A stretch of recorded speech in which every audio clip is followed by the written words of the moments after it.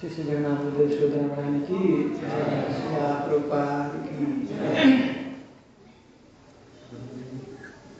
जय राधा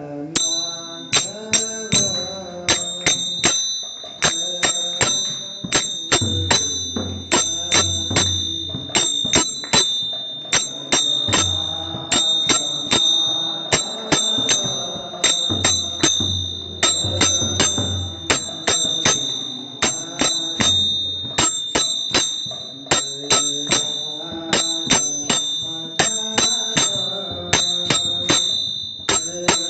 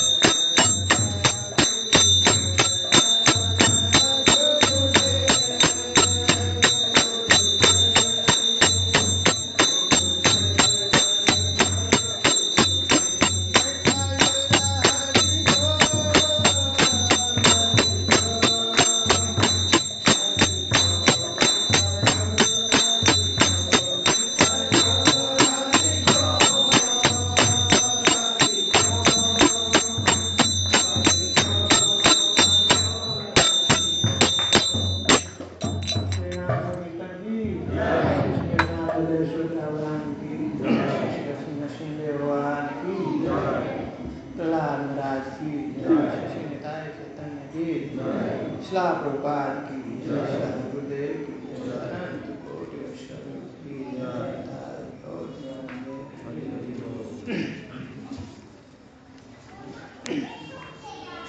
हरे कृष्ण।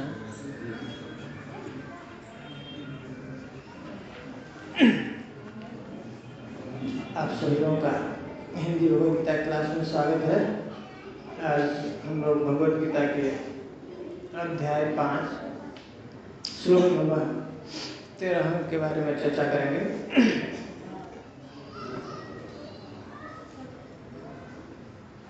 ओम नमो भगवते वासुदेवाय।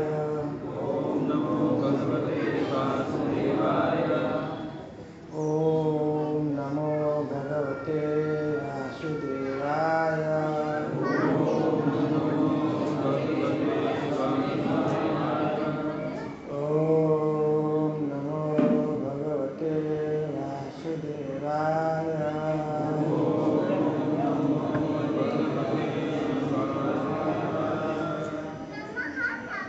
सर्वकर्माणि मनसा संन्यस्यास्ते सुखं वसि नवद्वारे कुर्वते नैव कुर्वन् कारयन् सर्वकर्माणि मनसा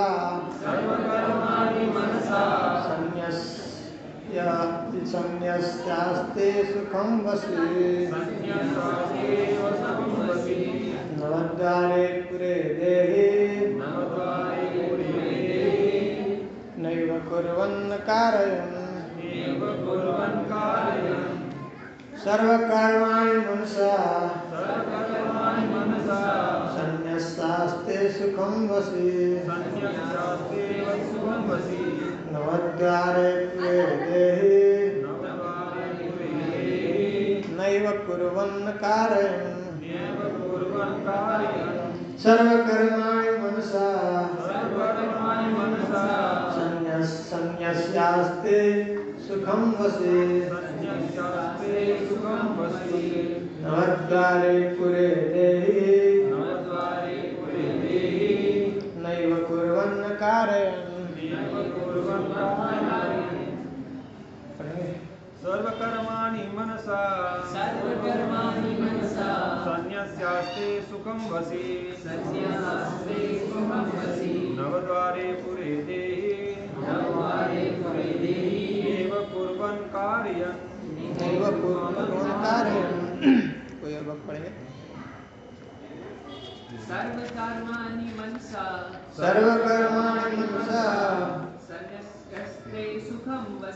संन्यस्यास्ते सुखं वसि नवद्वारे पुरे देहि नैव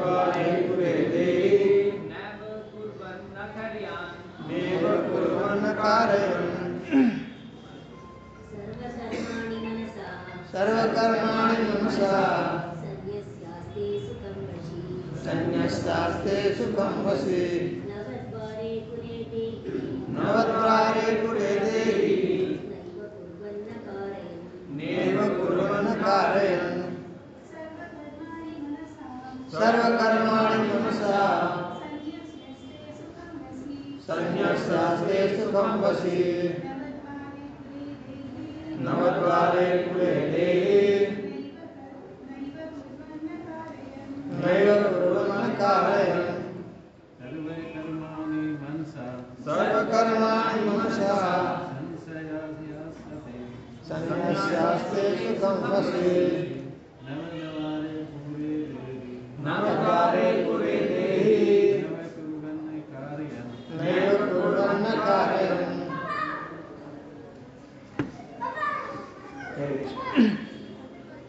शब्दार्थ सर्व समस्त कर्माणि कर्मों को मनसा मन से संन्यस्य त्याग कर आस्ते रहता है सुखम सुख में वसी संयमी नव द्वार वाले पूरे नगर में देवी देवान आत्मा नहीं एवं निश्चय ही पूर्वन करता हुआ नहीं कार्य कराता हुआ अनुवाद का तात्पर्य ऐसी भक्ति वेदांत स्वामी श्रील प्रभुपाद की अनुवाद। जब देहधारी जीवात्मा अपनी प्रकृति को वश में कर लेता है और मन से समस्त कर्मों का परित्याग कर देता है, तब वह 9 द्वारों वाले नगर भौतिक शरीर में बिना कुछ किए या कराए सुखपूर्वक रहता है। तात्पर्य देहधारी जीवात्मा 9 द्वारों वाले नगर में वास करता है। शरीर अथवा नगर रूपी शरीर के कार्य प्राकृतिक गुणों द्वारा स्वतः संपन्न होते हैं। शरीर की परिस्थितियों के अनुसार रहते हुए जीव इच्छानुसार इन परिस्थितियों के परे भी हो सकता है। अपनी परा प्रकृति को विस्मृत करने के यही कारण वह अपने को शरीर समझ बैठता है और इसीलिए कष्ट पाता है। कृष्ण भावनामृत के द्वारा वह अपनी वास्तविक स्थिति को पुनः प्राप्त कर सकता है और इस देह बंधन से मुक्त हो सकता है। अतः जो ही कोई कृष्ण भावनामृत को प्राप्त होता है, वह तुरंत ही शारीरिक कार्यों से सर्वथा विलग हो जाता है। ऐसे संयमित जीवन में जिसमें उसकी कार्य प्रणाली में परिवर्तन आ जाता है।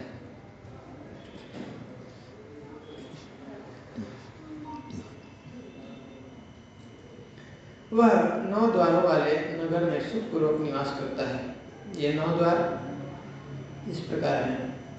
नवद्वारे पुरे देहि हमसो लेलायते वसी सर्वस्य लोकस्य स्थावरस्य चरस्य च। जीव के शरीर के भीतर वास करने वाले भगवान ब्रह्मांड के समस्त जीवों के नियंता हैं। यह शरीर 9 द्वारों से युक्त है। 2 आँखें, 2 नथुने, 2 कान, 1 मुंह, गुदा तथा उपस्थ। वृद्धावस्था में जीव अपने आप को शरीर मानता है। बद्धावस्था में जीव अपने आप को शरीर मानता है, किंतु जब वह अपनी पहचान अपने अंतर के भगवान से करता है, तो वह शरीर में रहते हुए भी भगवान की भांति मुक्त हो जाता है। सीता 70 उपनिषद 3.1। अतः कृष्ण भावना भावी व्यक्ति शरीर के बाह्य तथा आंतरिक दोनों कर्मों से मुक्त रहता है। लाखों बार की एक बार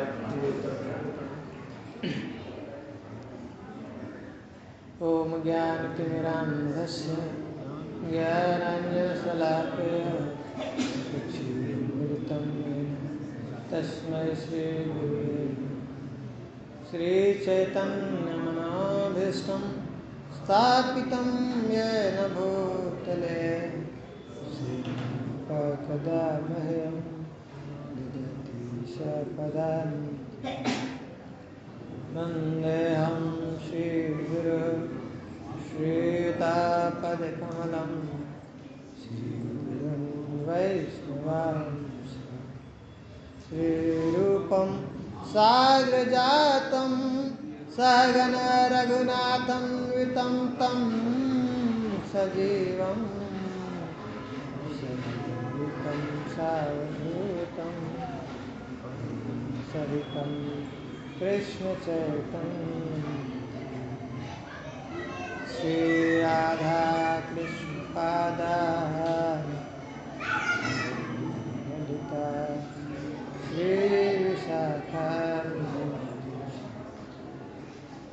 हे कृष्ण करुणा सिंधु दीनबंधु जगतपते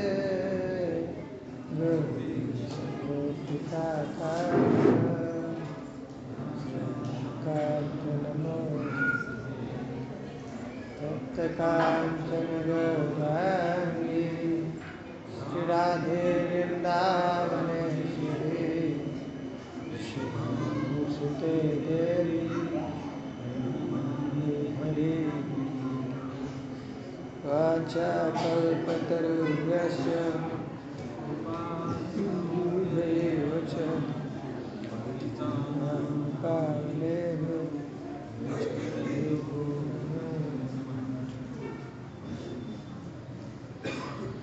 जय श्री कृष्ण चैतन्य प्रभु नित्यानंद श्री अद्वैत गदाधर श्रीवासादि गौरभक्तवृंद हरे कृष्णा कृष्णा कृष्णा हरे हरे हरे राम हरे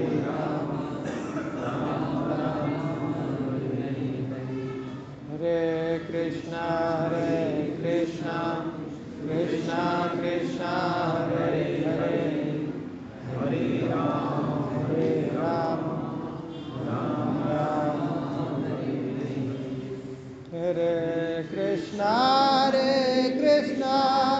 कृष्णा कृष्णा हरे हरे हरे राम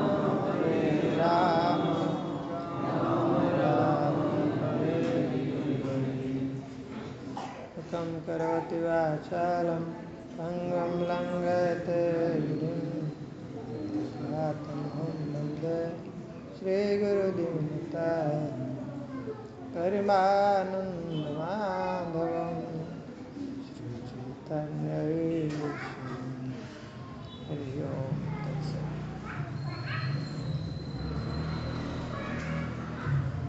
हरे कृष्ण। तो बहुत ही आज का महत्वपूर्ण ये श्लोक है। भगवान बता रहे हैं यहाँ पे कि कैसे व्यक्ति सुखी रह सकता है, सुखी रहता है जीव शरीर में। वो कुछ नहीं करता है, नहीं करवाता है। कितने लोगों को ये सब समझ में आ रहा बात है? क्या करें भगवान कि ये जीव है, इस जो 9 गेट है, मतलब 9 द्वार है इस शरीर के अंदर। कह रहे कि ये एक जीव है जो ऐसा शहर है, उसके अंदर 9 गेट है, 9 दरवाजे, उस शहर के अंदर रहता है, हैं? और वो नहीं कुछ काम करता है और नहीं करवाता है। इंटरेस्टिंग है ना? समझना मुश्किल है। ऐसा लगता है क्या हम लोग करते हैं काम? तो हमको लगता है नहीं करते हैं। भगवान इसके पहले तीसरे अध्याय में भी कह रहे हैं। भगवान बताते हैं 3.27 क्या कहते हैं? प्रकृति क्रियमाणानि गुणैः कर्माणि सर्वशः अहंकार विमूढ़ात्मा करता है। सब कुछ जो कार्य हो रहा है किसके द्वारा हो रहा है? प्रकृति के द्वारा है। और क्या कहते हैं? अहंकार विमूढ़ात्मा, जो अहंकार के द्वारा, अहंकार के जो मन में है ना, अहंकार के वश में है, उसको ऐसा लगता है कि वो सोचता है करता अनिति, अपने को करता मान लेता है। लेकिन ये मुश्किल नहीं लगता है, बहुत मुश्किल लगता है ना सोचना। ऐसा हमको लगता है कि हम ही काम करते हैं। बहुत तो हम रहे, देख हम रहे, हाथ पैर हम चल रहे हैं। तो श्री जगन्नाथ देव महाराज की यहाँ पे क्लियर कर रहे हैं भगवान कि नहीं। और प्रभुपाद जी बेसिक फिलॉसफी क्या है? प्रभुपाद जी क्या कहते हैं कि हम क्या है? हम शरीर नहीं है, क्या है? बहुत इंपॉर्टेंट है, बहुत बेसिक चीज है, और ये समझने के लिए बहुत समय लग जाता है। ये सेल्फ रियलाइजेशन का स्तर है। जब आत्म साक्षात्कार होता है तब पता चलता है कि हम अलग है और ये शरीर अलग है। भगवान उसको बता रहे हैं। ये जो ज्ञानी होते हैं, जिसको ये ज्ञान हो जाता है, वो सुखी हो जाता है। इसी शरीर रहते सुखी रहता है। हम लोग परेशान है नहीं, पर कब तक परेशान रहता है वो व्यक्ति? जब तक वो अपना संबंध इस शरीर से रखता है, प्रकृति से समझता है कि मैं क्या हूँ, शरीर हूँ। जब तक वो अपने को, मतलब क्या हो गया, अज्ञान के कारण, अज्ञानता के कारण क्या हो गया, वो अपने को भुला दिया, अपना आइडेंटिफिकेशन गलत कर रहा है। और हम लोग घर में रहते हैं, ये जो मान लीजिए हाल है, और हम अपने को घर ही समझने लगे तो फिर क्या होगा? पूरा जीवन, एक जीवन नहीं, ऐसे कितने जीवन निकल जाता है व्यक्ति का। हाँ, व्यक्ति अपने को और गलत नहीं सोचता है। जब तक व्यक्ति अपने को शरीर मानता है तब तक यही मानता है, यही सोचता है ना कि मैं कर रहा हूं, क्योंकि वो उसको ज्ञान ही नहीं है कि जीवात्मा इससे अलग है। सब कुछ जो कराया जा रहा है, किसके द्वारा कराया जा रहा है? प्रकृति के द्वारा। ये सब जो पार्ट है, जो हमारा सामने हमको जो दिख रहा है, ये सब प्रकृति के पार्ट है। जो कुछ भी हम आंखों से देख रहे हैं, सब किसका पार्ट है? प्रकृति का। भगवान कह रहे हैं 2 प्रकार की प्रकृति भगवान की। कैसे? सब प्रकृति है भगवान। जीवात्मा हो चाहे भौतिक जगत हो, ये सब कैसे हैं? भगवान की प्रकृति। हम भगवान की सेवा के लिए बने सत्य ध्यान कर रहे भगवान ना, भूमि अपो अनलो वायु हम मनोबुद्धि एवं अहंकार इत्यम में भिन्ना प्रकृति। 8 प्रकार की प्रकृति के बारे में ये भौतिक जगत, भगवद गीता में 8 प्रकार की बताते हैं। भागवतम में अलग अलग जो 24 तत्वों के बारे में बताया भगवान ने। कपिल मुनि जो माता देवती को बता रहे, तो यहाँ पे और इसको तोड़ दिया, तोड़ कर बहुत डिटेल्स में बताया, प्रकृति को डिटेल्स में बताया। वो वहाँ पे दूसरे स्कंद में भागवत में बता रहे, तीसरे स्कंद में बता रहे, वहाँ पे बहुत डिटेल्स। अगर वो इसका ज्ञान हो जाए, प्रकृति का ज्ञान हो जाए, भगवान कह रहे कि यही एक्चुअल ज्ञान, सही सच में ज्ञान क्या है? जब अगर जीव भगवान को जान ले, जीव का स्रोत क्या है, सोर्स क्या है, आया कहाँ से, इसका उद्गम किधर से हुआ, हम किधर से आए हैं, ये ज्ञान हो जाए। और जिस जगह पे हम लोग रह रहे हैं, ये भौतिक जगत ये कैसा है, क्या हमारा उसके साथ क्या संबंध है जीव का, भगवान के साथ क्या संबंध है, और उस प्रकृति का भगवान के साथ क्या संबंध है, ये ज्ञान हो जाए तो जीते जी व्यक्ति क्या है, इस संसार में मुक्त हो सकता है। वैसे ही करें यहाँ पे, जब व्यक्ति को ये ज्ञान हो जाता है कि क्या है, वो इस शरीर में रहता है, पर ये जो कार्य हो रहा है किसके द्वारा हो रहा है?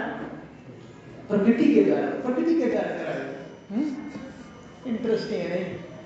बहुत इंटरेस्टिंग। इसलिए हम लोग को डिटेल से डीप में इसका अध्ययन करना चाहिए, प्रकृति के बारे में जानना चाहिए, हर एक चीज। ये आंखें जो है खुल रही हैं, बंद हो रही हैं, ये सब कुछ भी इसका हमसे लेना, जीवात्मा से लेना देना नहीं। बोल रहा है ये ऑटोमेटिक ऑटो मोड में है, हाँ? जैसे माइक है ना, आवाज निकल रहा है, ये अपने से कुछ नहीं कर सकता है, नहीं? हाँ? स्पीकर कोई बोलने वाला होना चाहिए। उसी तरह से ये आंखें हैं, ये ऑटो मोड में है, ये मुंह से जो है चल रहा है, श्वसन क्रिया है। रात को सो जाते हैं, याद रहता है, सांस लेना मुझे नहीं, सांस लिए मर जाएंगे, हैं? कैसे चल रहा है? धड़कन जो चल रही है, ब्लड सर्कुलेशन पूरा बॉडी में जा रहा है, भोजन खा लिए और ऑटोमेटिक जो डाइजेस्ट हो रहा है, कैसे चल रहा है? सुंदर व्यवस्था है भगवान की। 3 प्रकार के समझ करते हैं, ये डोर 3 प्रकार के जो है करने वाले हैं, उसको हम लोग को जान लेना चाहिए। जीवात्मा क्या है? जीव क्या कर सकता है, किसके लिए स्वतंत्र है? कर्म करने के लिए स्वतंत्र नहीं है, कर्म नहीं करता है, सिर्फ इच्छा करने के लिए स्वतंत्र, सिर्फ इच्छा कर सकता है, जीव इच्छा कर सकता है। ये बहुत इंपॉर्टेंट है, समझ लें ये 3 चीज को, आगे समझना बहुत आसान हो जाता है, हैं? हम क्या है, कर्म कर ही नहीं सकते, सिर्फ हमारे हाथ में क्या है, इच्छा करना। भगवान है, भगवान क्या करते हैं, हम जो इच्छा करते हैं ना, उस इच्छाओं को क्या करते हैं, सैंक्शन करते हैं।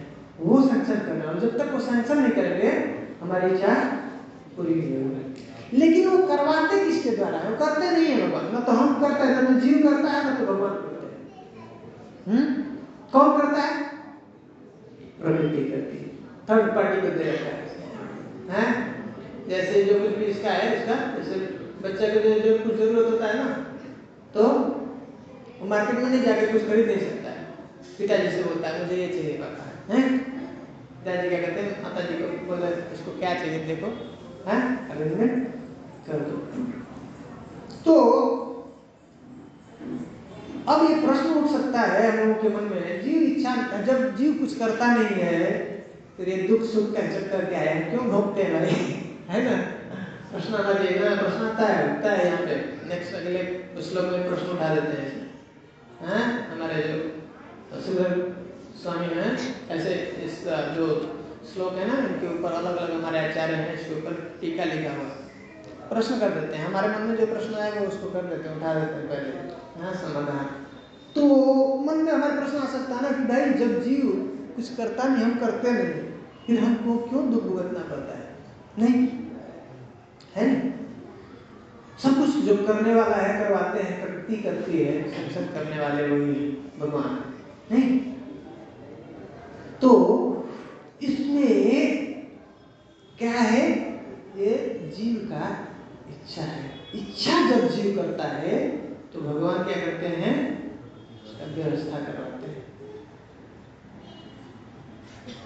इच्छा, इसलिए बहुत महत्वपूर्ण बात क्या समझने वाली है? इच्छा। इच्छा, इच्छा क्या चीज है, कहां से आती है? ये समझ में आ गया? हाँ, बहुत सुंदर बात। ये मन का फंक्शन है, मन का एक काम है इच्छा। थिंकिंग, फीलिंग और विलिंग जो है माइंड का फंक्शन है, मन का। इसलिए जब तक मन के स्तर पे कंट्रोलिंग नहीं हुआ तब तक जीव का यहाँ से निकलने का संभावना नहीं निकल सकता। ये दुख सुख के चक्कर में वो फंसा ही रहेगा। इच्छा, जब तक इच्छा के ऊपर कंट्रोल नहीं होता है, इसलिए करें सर्व कर्माणि मनसा संन्यस्यास्ते सुखम बसी। जब तक मन के ऊपर कंप्लीटली उसका कंट्रोल नहीं हो गया, तब तक वो इस शरीर में तो सुखी नहीं रह सकता, सुख रूप नहीं रह सकता। जब पूरी तरह से वो कंट्रोल हो गया उसका माइंड, और वो जानता है सर्व कर्म, सभी जो कर्म हो रहे हैं उसका उससे कुछ लेना देना नहीं है। जब तक हम कर्म करते हैं, ऐसा समझते हैं हम कर रहे हैं, और कर्मों के प्रति क्या होता है? हमारा आसक्ति होता है। हाँ, जैसे ही हम सोचते हैं कर्म कर रहे हैं और उसके प्रति फल की इच्छा कर लेते हैं, बस पहुंच गए। तब अब उसको उसका रिजल्ट भुगतना पड़ेगा। वहाँ पे इसका साइंस होता है, विज्ञान बता रहा है कैसे हम लोग बच सकते हैं। ये सब एक ये बता रहे हैं हमको समझना। अलग अलग कई जगहों पे भगवान अलग अलग तरह का उदाहरण देकर के समझाने का प्रयास कर रहे हैं। कैसे कि जीवात्मा इस शरीर से अलग है, शरीर के अंदर वो रहता है। ये व्यवस्था दिया भगवान, बहुत सुंदर व्यवस्था है। जैसे एक व्हीकल, गाड़ी है, जिसके द्वारा हम एक जगह से दूसरे जगह जा सकते हैं, वैसा ये शरीर हमको मिला हुआ है। इसमें कितने हैं? 9 द्वार कर रहे हैं। 9 द्वार हैं। कौन कौन सा? 2 इधर ऊपर आंखें हैं, 2 नाक बताए। एक ही नाक हम लोगों को लगता है, पर एक समय में 2 छिद्र है ना नाकों के अंदर। एक समय में ये एक ही जो छिद्र है काम करता है। सांस जो हम लोग ना एक ही नाक से लेते हैं, 2 घंटे के लिए चलता है, फिर वो जो है चेंज हो जाता है दूसरा। उसी तरह से 2 हमारे कान है, मुख है। तो ये 7 जो है गेट किधर डाला? ऊपर। और आत्मा जब ऊपर की गेट से निकलता है, बाहर जब जाता है, ये इसके अंदर रहता है ना। जैसे हम लोग घर में रहते हैं, इससे बहुत सारे खिड़कियां दरवाजे नहीं, तो बाहर जाने आने का है ना रास्ता। वैसे ही ये जब बाहर निकलता है ऊपर, इधर से 7 गेट है ना, ऊपर से निकलता है। तो ऐसा मानना है वो, हाँ, कुछ लोग को अच्छे उसको जो है उसका जो डेस्टिनेशन अच्छा होता है।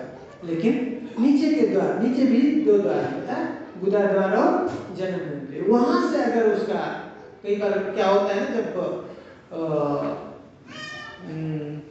ये यमदूत आते हैं ना, ये जो बहुत सारे लोग जो गलत काम करते हैं, पाप करते हैं, तो मरते वक्त उनको, जैसे इस भौतिक जगत में कोई गलत काम करता है, कोई क्राइम करता है, तो पुलिस पहुंच जाते हैं ना, उसके पीछा करने लगते हैं, उसको ढूंढने के लिए, उसको पकड़ने के लिए। वैसे ही यहाँ पे यमदूत और विष्णुदूत जो है घूमते रहते हैं, और जैसे ही कोई शरीर छोड़ने वाला होता है उसको पकड़ लेते हैं और उनको दर्शन होने लगता है। कुछ लोगों को दर्शन होता है, वो बहुत मारते हैं, इतना टार्चर करते हैं, उनको पकड़ लेते हैं, तो डर जाते हैं। भय से क्या होता है, वो लोग ऐसा मलमूत्र का त्याग कर देते हैं। उधर से ही वो सोल जो है बाहर निकलता है, आत्मा जो है शरीर को छोड़ता है, शरीर से बाहर निकलता है। तो वो जो गति होती है उनका, वो अच्छा गति नहीं होता है। तो जो भक्त हो गया, जो इस सत्य को जो जान लेता है, वो नहीं करता है। और जो भगवान का भजन करने लगता है, भक्ति करने लगता है, उसके लिए कौन आता है? हाँ, भगवान के विष्णु दूत भी यहाँ पे घूमते रहते हैं। वो देखते हैं कौन भजन कर रहा है, भगवान का नाम ले रहा है, कीर्तन ले रहा है, तो यमराज जी स्पेशल इंस्ट्रक्शन दिए उनको कि इनके पास में बिल्कुल मत है। हाँ, यमराज जी दंडवत करते हैं उठ करके। ऐसे जो कोई भक्त है, भगवान का नाम का कीर्तन करता है, नाम जप करता है, शिव जी के पास में, शिव जी के मंदिर में कोई जाता है, शिव जी खड़ा होकर के अपने आसन से उसको दंडवत करते हैं। इतना महिमा है कि प्रभुपाद जी के पास हम लोग मिला है, नाम करते हैं। बहुत बहुत पावरफुल है ये जो प्रोसेस जो प्रभुपाद जी ने हम लोगों को ये गुरु परंपरा में प्राप्त हुआ। हाँ, तो ये जानना है कि भगवान सैंक्शनर है, भगवान सक्षम करते हैं। जो कुछ भी जीव इच्छा करता है और प्रकृति जो है क्या करती है, उसको एग्जीक्यूट करती है। तो जो काम करने वाला जो एग्जीक्यूशन है वो उनके हाथ में डिपार्टमेंट, वो सब काम करवा लेते हैं। प्रकृति के द्वारा सब कुछ हो रहा है, सब ये मशीन है, समझना है क्या है, मशीन है।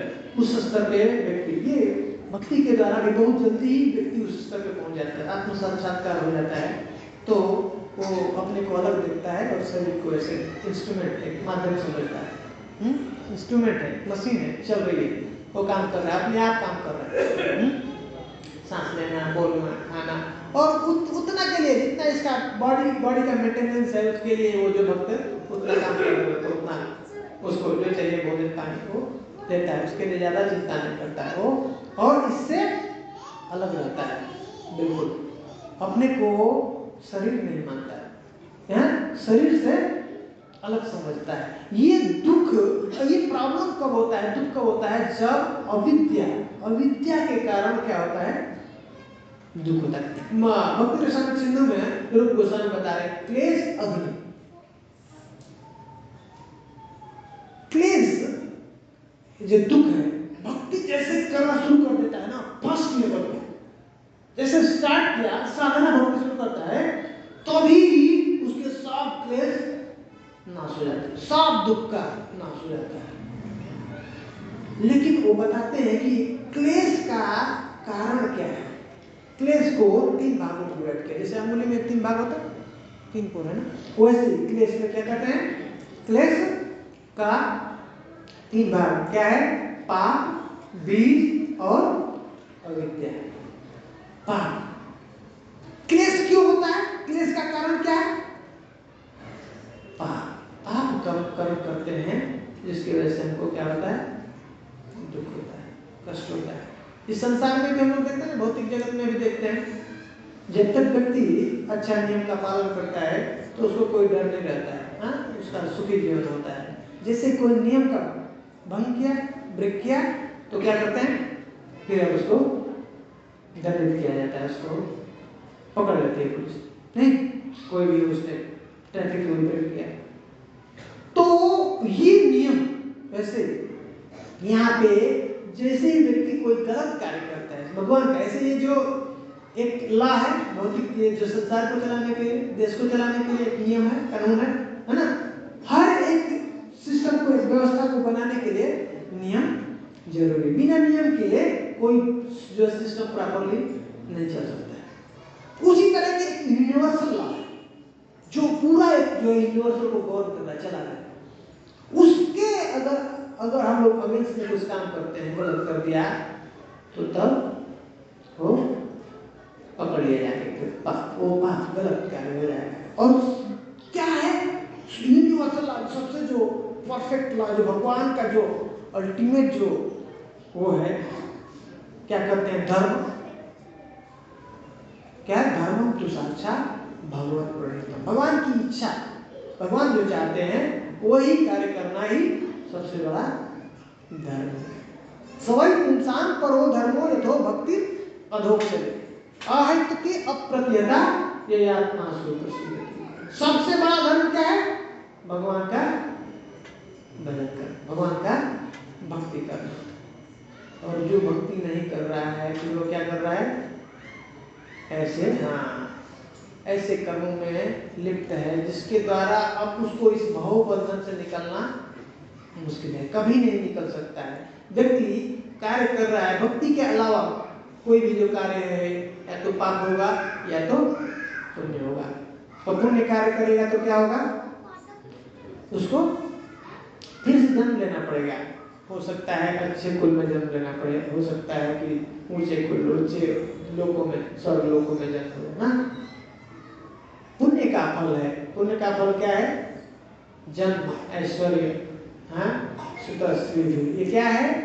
जब कोई व्यक्ति अच्छे कुल में जन्म लेता है, इसका मतलब उसने पिछले जन्म में कैसा किया है? पुण्य कर्म किया। सुंदरता है, कोई व्यक्ति सुंदर है और ज्ञानवान है, उसके पास में अच्छा ज्ञान है, या फिर वो बहुत धनवान है, धनी है, तो इसका मतलब कि उसके अकाउंट में अच्छा पुण्य है। लेकिन उसको भोग करने के लिए उसको फिर से यहाँ पे आना पड़ेगा, निकल नहीं सकता है। भौतिक जगत में ही है, जेल के अंदर ही है, इससे बाहर मुक्ति नहीं हो सकती। और पाप क्या है?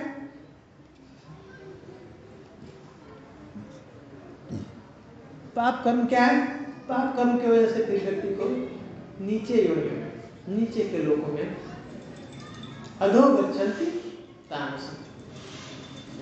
श्री जगन्नाथ देव शुद्धावरण की।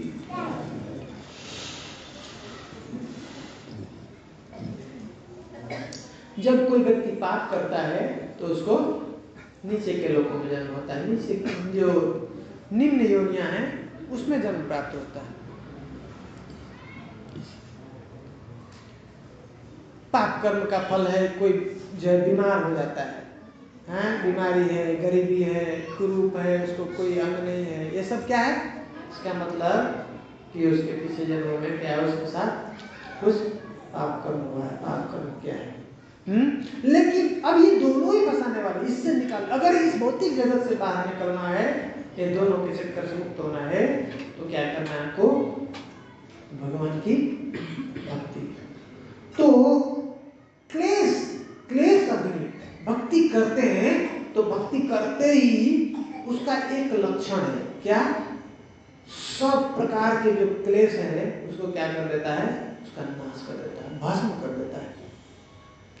क्लेश को हमने देखा, क्लेश का जो है 3 पार्ट, क्या? पाप, बीज और अविद्या। तो पाप कर्म, अब पाप क्यों होता है? कोई व्यक्ति को कोई प्रेरणा कहाँ से, कौन ऐसा चीज होता है उसको प्रेरित करता है पाप करने के लिए? क्या ऐसा चीज है? कुछ तो ऐसा चीज होगा जो कोई व्यक्ति को पुण्य काम करने के लिए प्रेरित करता है, प्रेरणा देता है, और कोई पाप के लिए। तो कहते हैं बीज है। उसका कारण क्या है? पाप का जो कारण है बीज है। बीज मतलब जो संस्कार होते हैं, जैसे हमने कुछ आज पाप कार्य किया, कुछ गलत काम किया, चोरी किया, तो क्या हुआ?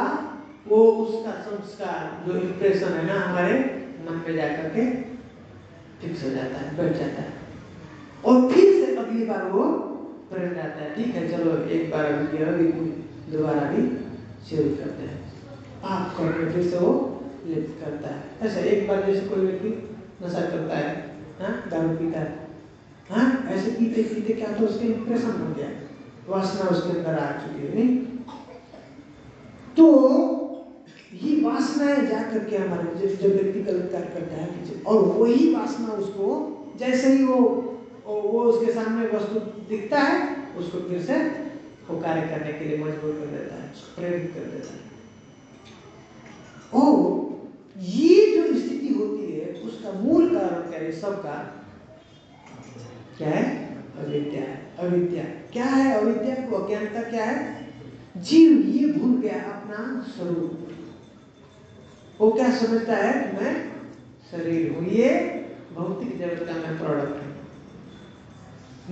भूमि रपो वायु खम्मनो बुद्धिरेव च अहंकार में भिन्ना प्रकृति अष्टधा करे अपरे यामी तस्त्वन्याम प्रकृति वृद्धि में परा जीव भूत महाबाहो ये एकदम धार्यते जगत कर। ये जो प्रकृति का पार्ट है क्या है? ये भूमि अपा अनलो वायु खम्मनो अहंकार बुद्धि और ये सब क्या है? प्रकृति के पार्ट हैं। लेकिन ये क्या है? अपरा प्रकृति है, ये इंफीरियर है, उससे शक्तिशाली है। ये जो हमारे बारे में बताते हैं अपरयामितस्तो अन्य प्रकृति विधि में परा, इससे भी परा एक जो है श्रेष्ठ प्रकृति है। जीव भूत महावा ये वो जीव है, जीवात्मा क्या है? परा प्रकृति है, श्रेष्ठ है उससे, इस भौतिक जो प्रकृति है जो हमको कंट्रोल कर। लेकिन हम अपने को इस प्रकृति का पार्ट समझ करके अब उसके ऊपर हम आधिपत्य समान जो है जमाने का प्रयास करते हैं, उसके ऊपर हम लोग कंट्रोल करने का प्रयास करते हैं, तब हमको फिर ये जो है माया पकड़ इस तरह से हमको ये जो भूल गया है जीव का, ये जो क्या भगवान के साथ संबंध है। भगवान कह रहे हैं मामई वंश जीवलोके जीवभूत सनातन, ये मेरा वंश है। सब जीव जो भी दिख रहे हैं मामई वंश जीवलोके जीवभूत सनातन, सब जीव क्या है? सनातन। सनातन का अर्थ हमेशा के लिए क्या है? ये मेरे अंश है। मन संस्थान इंद्रियानी प्रकृति स्थानी का सती। और क्या है? ये भुला करके हमारा संबंध ये भूल गया है कि हम उसके बच्चे हैं, भगवान के बच्चे हैं। ये भूल करके क्या हो रहा है? ये संसार में जीने के लिए संघर्ष कर रहा है, बहुत कष्ट उठा रहा है। तो ये अविद्या के कारण जब हम समझते हैं कि हम शरीर हैं और फिर तब पूरा जीवन शरीर के लिए चलने लगता है। फिर शरीर से संबंधित वस्तुएं जो है, ये हमारा घर है, ये हमारा परिवार है, ये हमारे बच्चे हैं, ये हमारा देश है, ये सब किसके कारण होता है? अविद्या के कारण। जब हम अपने को समझते हैं, क्या पहला मूल गलती यहाँ पे होती है कि हम अपने को अपने से शरीर से संबंध स्थापित कर लेते हैं। हम समझ लगते हैं कि हम शरीर है। कितना भयंकर है ना। इसी का नाम है माया। यही माया है। माया क्या है? जो सत्य है उसको दिखाती ही नहीं। यह सत्य है नहीं। हम क्या है? महात्मा है, इस शरीर के अंदर रहते हैं। अब करेगी वो करता ही नहीं, काम ही नहीं करता। दैवम कुर्वन् क्या है? नवद्वारे प्रेदेहि नैव कुर्वन् कार्य। न तो खुद करता है कुछ, न तो कार्य करने के लिए प्रेरित करता है। क्लियर बता रहे भगवान, जीव कुछ नहीं करता है।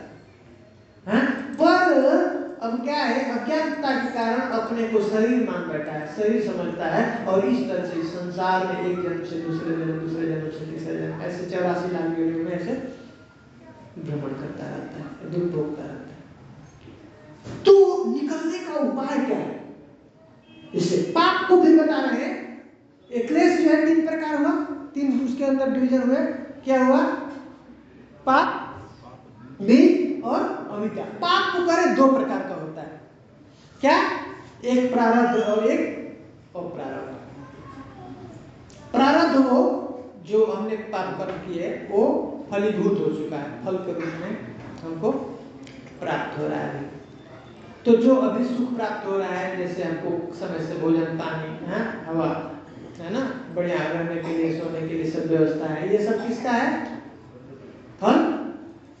ये जो हमने हमारा जो काम किया था उसका ये फल है, प्रारब्ध। तो प्रारब्ध का मतलब जो भी दुख और सुख जो अभी अवेलेबल है फल के रूप में हमको प्राप्त हो रहा है, अभी बीमार हो गए तो ये किसका है? प्रारब्ध का पार्ट। और अप्रारब्ध जो अभी वो ठीक अभी प्रकट नहीं हुआ, फल के रूप में नहीं आया, ठीक है, वो क्या है? अप्रारब्ध। अब अप्रारब्ध और प्रारब्ध के बीच में 2 चीज और आ जाते हैं। हैं, उस साइकिल को पूरा करने के लिए उसके अंदर क्या है, अप्रारब्ध के बाद कूट आता है, और कूट के बाद बीज, और बीज के बाद प्रारब्ध।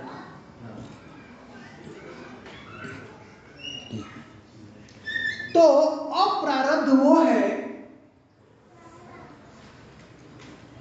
जो इस जन्म के पहले, ये जो लाइफ मिला हमको, जब बच्चा माँ के घर में प्रवेश करता है, तो वो जो उसका जो जन्म मिलता है, जो लाइफ है उसका, उसको बोलते हैं प्रारब्ध।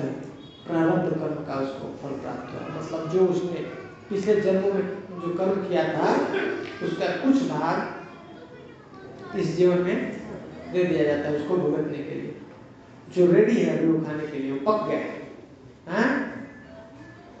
और इस जन्म से पहले करोड़ों जो जन्म लिया है, हाँ, अलग अलग जो है, ऐसे कितने जन्म लिया है, उसमें उसने कुछ कर्म किया है। उस कर्मों का जो बीज वो संचित रूप में है, अभी वो फलीभूत नहीं हुआ है, प्रकट नहीं हुआ, उसको क्या कहते हैं, अप्रारब्ध। और अप्रारब्ध ऐसा बहुत बड़ा राशि लगा हुआ हमारा पिछले करोड़ों जन्मों का, ऐसा वो उधर है। उसमें से छोटा सा पार्ट निकाल करके इस जन्म के लिए दे दिया जाता है, उसको बोलते हैं ये प्रारब्ध। वो बदलता नहीं, जैसे माँ के घर में प्रवेश किया बच्चा, तभी उसकी मृत्यु निश्चित हो जाती है, फिक्स हो जाती है, कहाँ मरना है, कब मरना है, सब उसको कितना जीवन में सुख और दुख मिलेगा ये सब निश्चित हो जाता है। जैसे कोई व्यक्ति यात्रा करता है, दिल्ली जाना है, तो क्या करते हैं, टिकट कटाने के लिए जाते हैं, उसको बोलते हैं टिकट कटा दीजिएगा। तो क्या पूछता है काउंटर पे, कहाँ के लिए टिकट कटाना, कहाँ उतरना है आपको, डेस्टिनेशन कहाँ है, नहीं? वैसे ही माँ के घर में प्रवेश किया, यात्रा शुरू किया, स्टार्टिंग में ही उसका उतरना किधर है, डेस्टिनेशन फिक्स है, अभी आपका इस टाइम पे मृत्यु हो जाएगा। जो व्यक्ति इसको जान लेता है ना, इस ज्ञान को प्राप्त कर लेता है, क्लियरली देखता है, वो फिर डरता नहीं। देहिनोऽस्मिन् यथा देहे कौमारं यौवनं जरा तथा देहान्तर प्राप्त धीरस्तत्र ब्रह्म। जो व्यक्ति इस बात को जान लेता है, शरीर बदल रहा है, जीवन नहीं बदल रहा है, हम उसके अंदर रहते हैं, ये शरीर की स्थिति है, बचपन से बड़ा हुआ, युवा हुआ, फिर उसके बाद कौमारं यौवनं, कौमार से जो यौवन हुआ, यौवन के बाद बुढ़ापा, बूढ़ा हो गया, फिर से शरीर बदल गया, शरीर बदल रहा है, हर क्षण बदल रहा है, और फिर अंत समय में मृत्यु के समय तथा देहांतर प्राप्त, जब देह का अंत, पूरा देह का अंत हो गया, अभी शरीर ही उसको चलाने लायक नहीं है, अभी इंस्ट्रूमेंट खराब हो गया। भौतिक जगत का नियम है, नहीं, घर में फैन जो है, टीवी है, कूलर है, कुछ खराब हो जाएगा, कितना दिन तक आप रखते हैं, अब अल्टीमेटली हटाना पड़ता है, नहीं, दूसरा लेके आना पड़ेगा, नहीं, घर ही खराब हो गया, रहने लायक नहीं है, बारिश आ रहा है, पानी गिर रहा है, क्या करें, घर बदलना पड़ेगा, नहीं? वैसे ही कितना समझते हो, भगवान कपड़े से भी जो है तुलना करते हैं शरीर का। ये शरीर कैसा है, कपड़े के समान है, जब पुराना कपड़ा हो गया तो क्या करेंगे,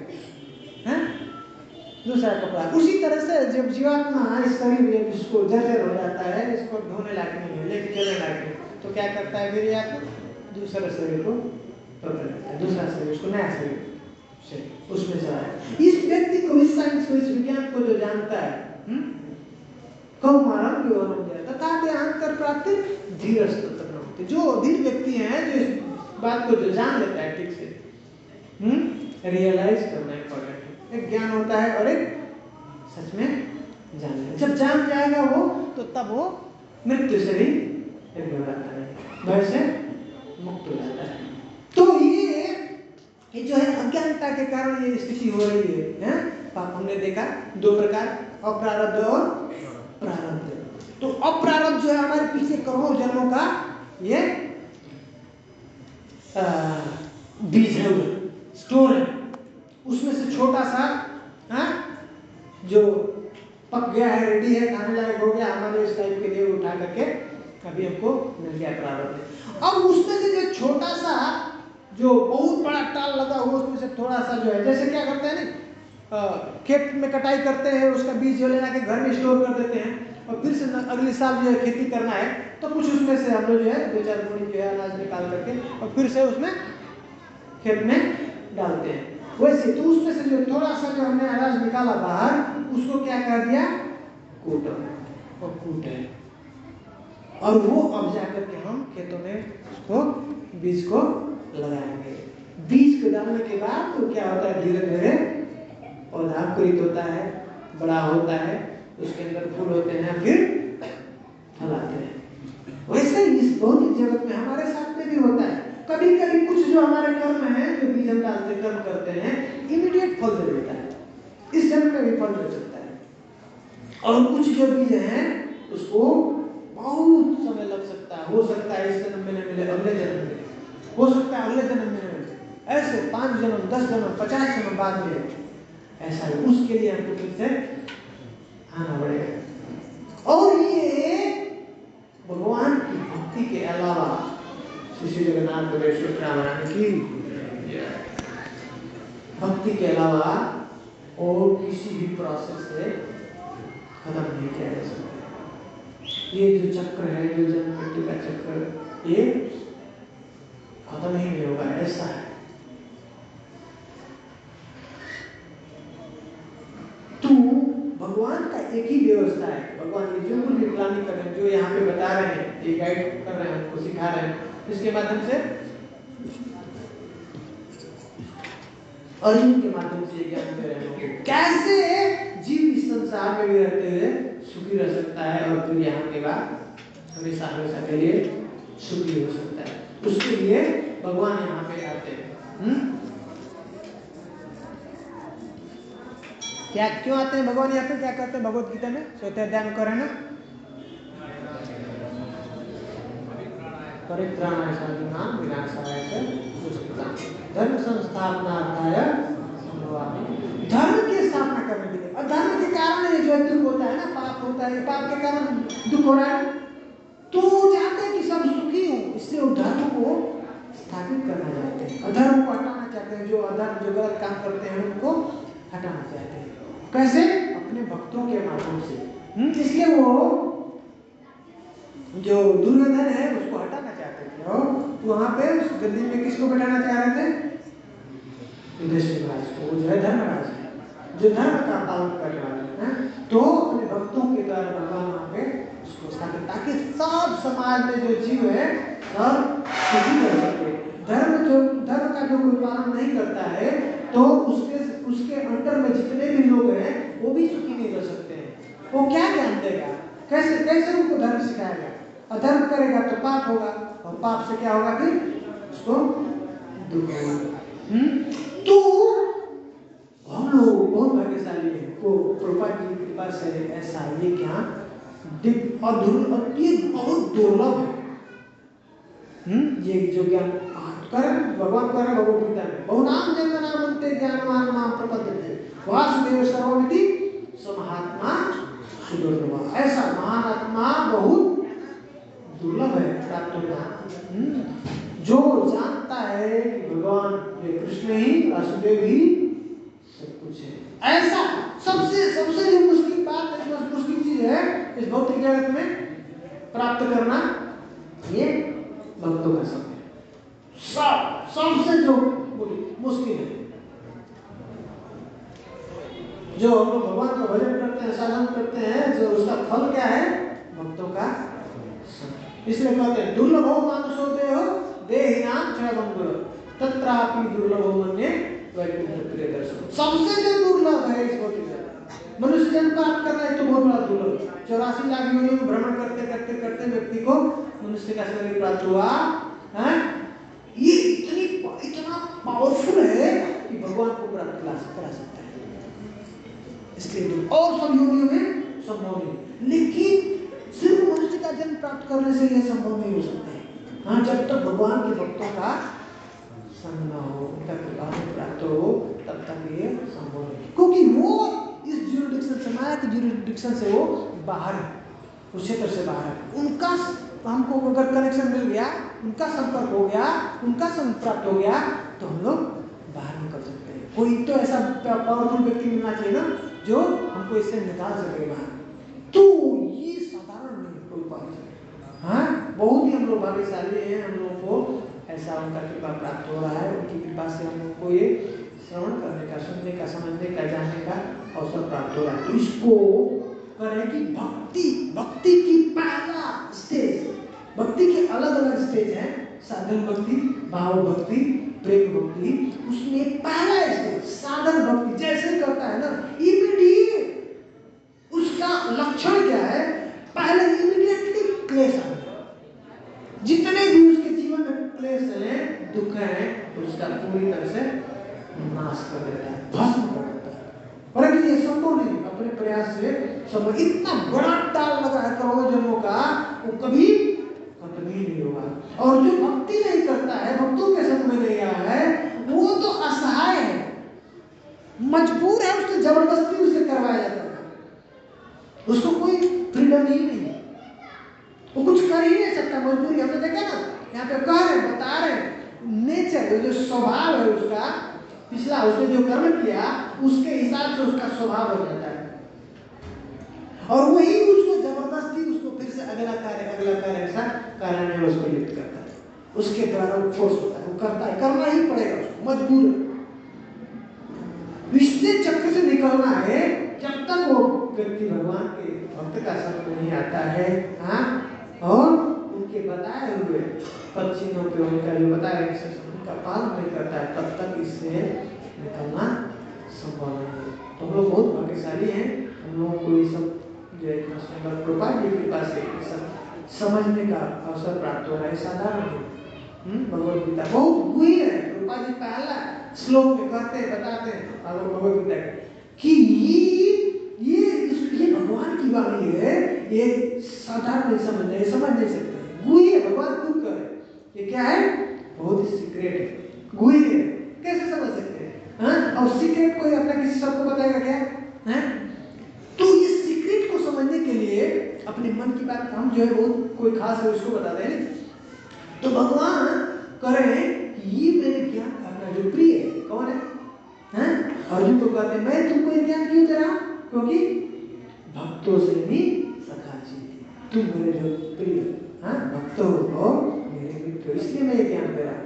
तो जो भगवान का प्रिय है उसके पास हमको जाकर प्रभुपाद जी कहते हैं, जब तक भगवान के भक्त हैं उनके पास जाकर भी बैठ करके नहीं सुनेंगे, ये नहीं सीखेंगे, तब तक हम ये भगवद गीता को नहीं समझ सकते। तो हम लोगों को उनकी कृपा से ये जो है प्रभुपाद जी के हृदय की बात, मन की बात जो भगवान ने शेयर किया वो हम लोगों को सुनने को, पढ़ने को मिल रहा है। तो और ये ऐसा सुंदर प्रभुपाद जी ने कम्युनिटी दिया, हर जगह पे ऐसा सुंदर स्थान बनाया गया जहाँ पे जाकर के हम लोग ये सुन सकते हैं, पढ़ सकते हैं, समझ सकते हैं, सब फ्री आवाज व्यवस्था, कितना सुंदर। तो हम लोगों को प्रभुपाद जी के चरणों में प्रार्थना करना चाहिए, और उनके ऐसे शिष्य हैं जो निस्वार्थ भाव से ऐसे इसका प्रचार कर रहे हैं, उनसे उनके चरणों में प्रार्थना करना चाहिए कि हम लोगों के अंदर भी ऐसी बुद्धि हो ताकि हम ये भगवद गीता को समझें और अपने जीवन में उतारें और दूसरे जीवन अपना सार्थक करें। हम लोग हमेशा के इस भौतिक जगत से मुक्त हो सकते हैं। ठीक है, एक बार हम लोग प्रभुपाद को प्रणाम करते हैं। एक बार हरे कृष्णा तो जोर से बोलिए, हरे कृष्णा कृष्णा कृष्णा हरे हरे, हरे राम राम राम हरे हरे। श्रीला प्रभुपाद की जय, भगवद गीता की जय, उपस्थित भक्तजन की जय। किसी का कुछ प्रश्न है तो पूछ सकते हैं, नहीं तो फिर हम लोग